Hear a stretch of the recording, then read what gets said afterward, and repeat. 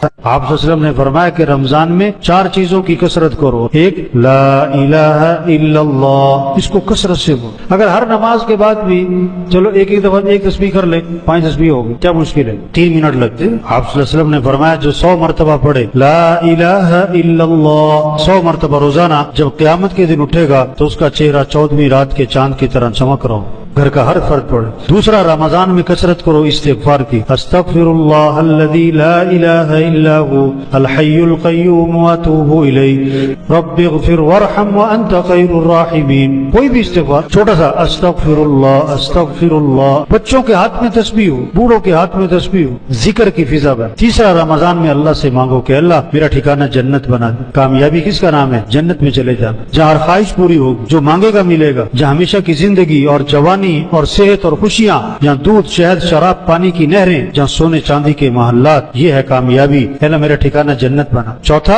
کہ اللہ مجھے جہنم سے بچا. ناکامی جہنم میں چلے جانے کا نام. ساری دنیا کا بادشاہ تھا، مر کے جہنم میں گیا ناکام. 10 کنال کا بنگلہ تھا، مر کے جہنم میں گیا ناکام. 4 کروڑ کی گاڑی تھی، مر کے جہنم میں گیا ناکام. کہ اللہ مجھے جہنم سے بچا. تو یہ رمضان کا مہینہ، اس میں کثرت ہو لا الہ الا اللہ کی، استغفار کی، اللہ سے جنت کا مانگنا ہو اور جہنم سے پناہ مانگنا.